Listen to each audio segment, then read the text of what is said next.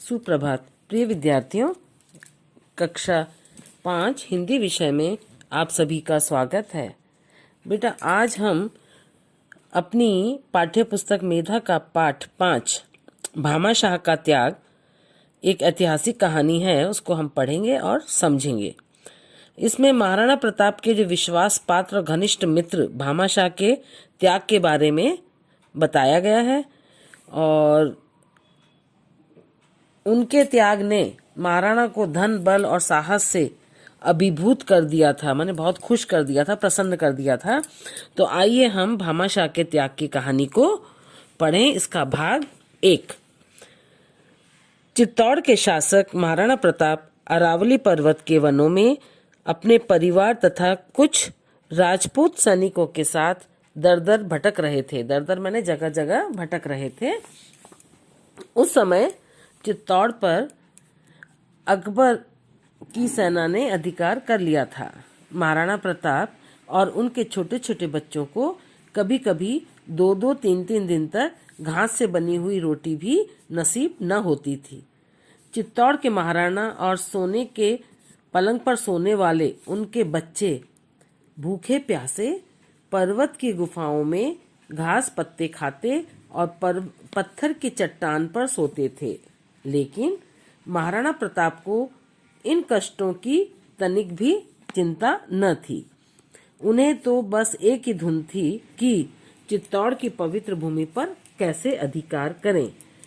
तो अरावली पर्वत पर जो है महाराणा प्रताप अपने परिवार के साथ दर दर भटक रहे थे, जगह जगह भटक रहे थे, और क्योंकि चित्तौड़ पर अकबर की सेना ने अधिकार कर लिया था और जो उनके बच्चे थे छोटे छोटे, कभी भी उनको 2-2, 3-3 दिन तक घास की बनी हुई रोटी भी नसीब में नहीं होती, उनके भाग्य में नहीं होती थी।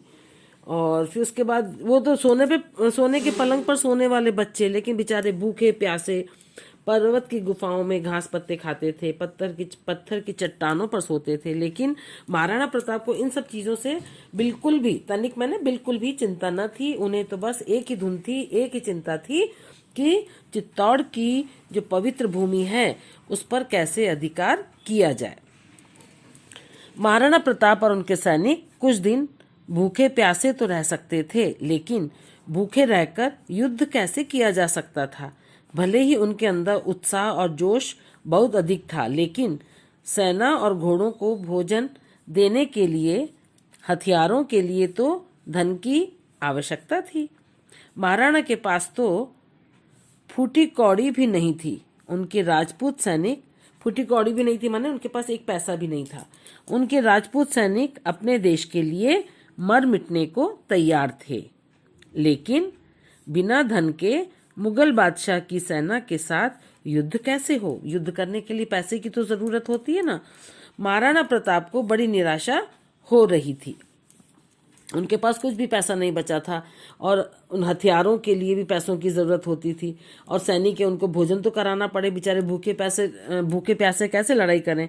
अंत में एक दिन महाराणा प्रताप ने अपने प्राणों से प्यारी जन्मभूमि को छोड़कर राजस्थान से बाहर जाने का निश्चय किया। क्या निश्चय किया उन्होंने? अपनी जन्मभूमि को छोड़कर वे राजस्थान से बाहर चले जाएंगे।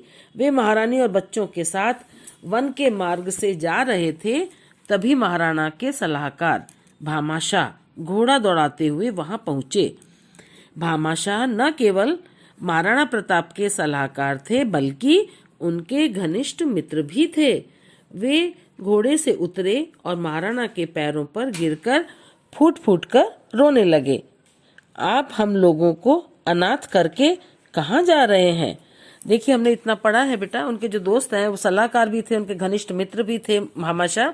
वो घोड़े से दौड़ते हुए वहां पहुंच जाते हैं और उनके पैरों में गिर पड़ते हैं महाराणा प्रताप के। आप हमको अनाथ करके, हमको छोड़कर कहाँ जा रहे हैं? हम आज इतना ही पढ़ेंगे और इसकी पुनरावृत्ति बेटा, इसका प्रत्यास्मरण अपन कुछ प्रश्नों के द्वारा कर लेते हैं। अरावली पर्वत पर कौन भटक रहे थे? अरावली पर्वत पर महाराणा प्रताप अपने परिवार के साथ दर दर भटक रहे थे। चित्तौड़ पर किसने अधिकार कर लिया था?